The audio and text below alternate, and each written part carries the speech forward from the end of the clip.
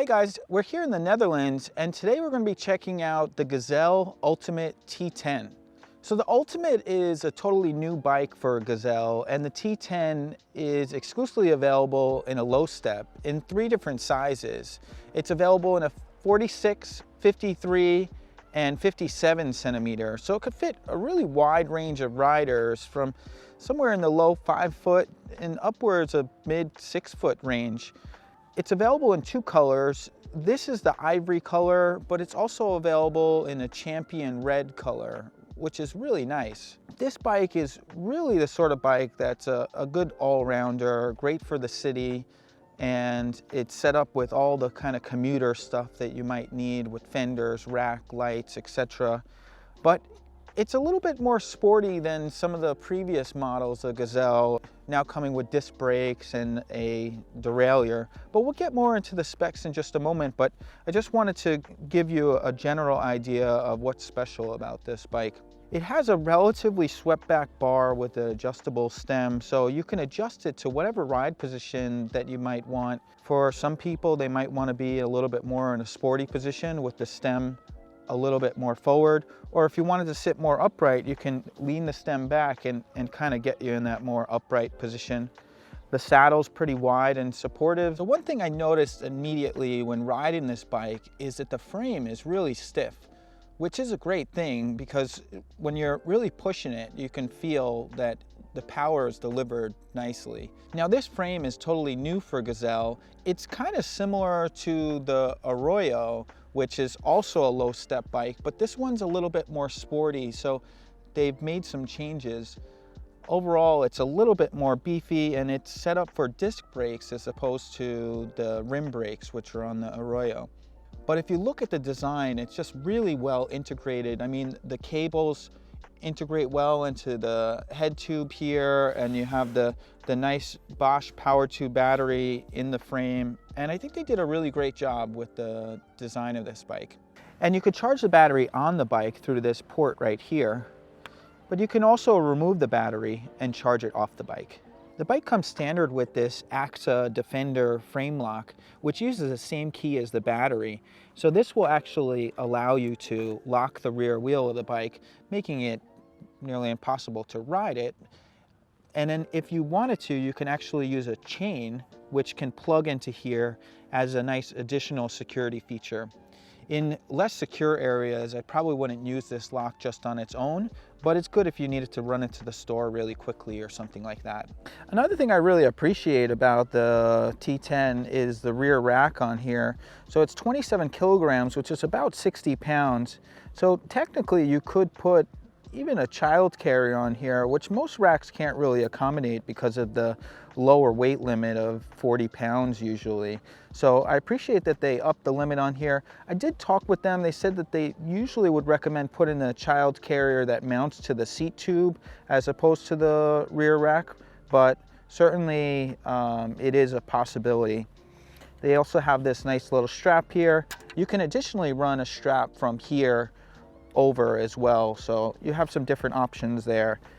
And they also did a really nice job in integrating the rear light into the rack, so found that to be a nice design.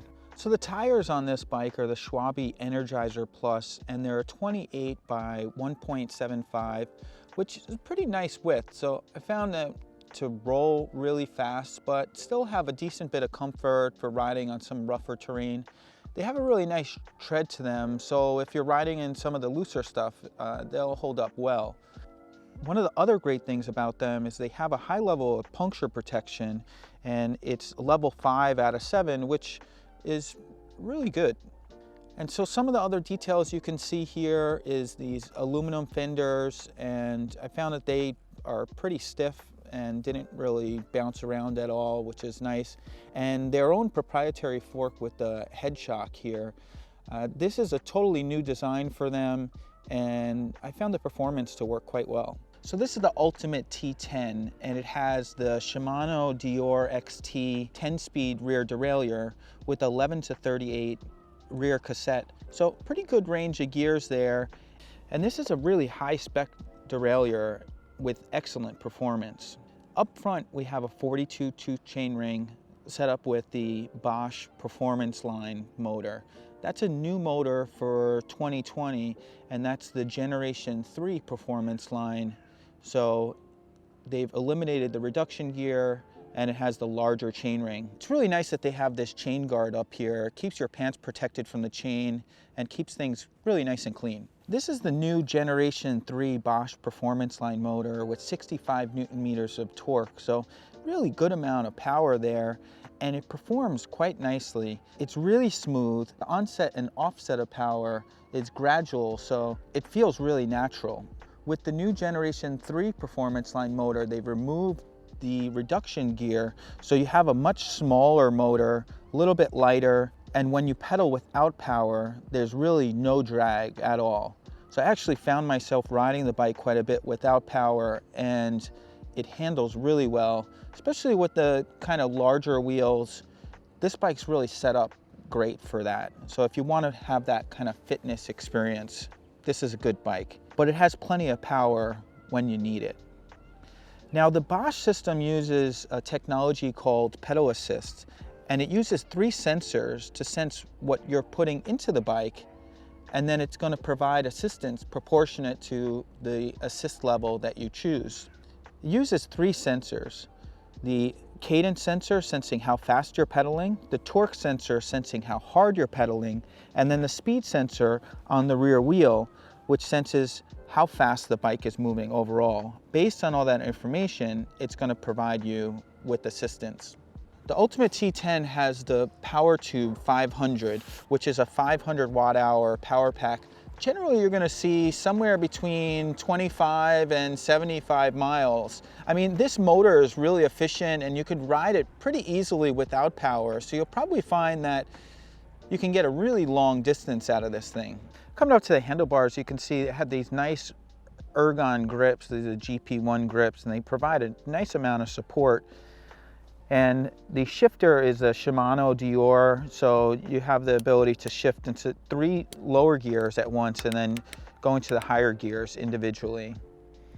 For the brake levers, we have 2-finger levers, although I understand that they might end up running these with a 3-finger lever, slightly different variation. This is a early production model, so it's going to be slightly different once it actually comes out. And then we got the nice little flick bell. This bike's set up with the Shimano 4-piston calipers. This is a totally new brake for Shimano, and it provides really great stopping power. So this bike's set up with the Bosch Purion display, and to turn it on, you just hold the power button down for a couple of seconds. By default, it's going to be in the off mode, but if you wanted to change into the assistance levels, you just hit the plus button right here. So the first mode is Eco mode, which will give you about 55% assistance. The second mode is Tour, which is 120% assistance. Sport mode will give you 200% assistance, and Turbo is 300% assistance. In the top level of assist, you don't really have to work much at all, so it really gives you a lot of flexibility to, if you want a more active ride, to riding in turbo mode, just to give you a really easy time. It's also important to note that this bike really performs quite well when riding without assistance. This is your speedometer. You have the battery life here and 5 different ticks, and if you hold the minus button down, you can see the tripometer, the odometer, which is total miles. Here you can see the range, and this is based on the assistance level that you're in. So if you go into Eco mode, you'll see 53 miles. So as I said, you're probably about 75 miles in the top level of assistance, and this is going to update depending on how you ride the bike, what type of terrain that you're riding on. The one other detail I'd like to just show you is walk assist. If you tap the button on the bottom here and you hold the plus button, it'll activate walk assist. And to turn the lights on, you just hold the plus button down for a couple of seconds, and that will activate the lights. Thanks for watching the video. If you have any questions, just leave them in the comments below or just reach out, and I look forward to seeing you next time.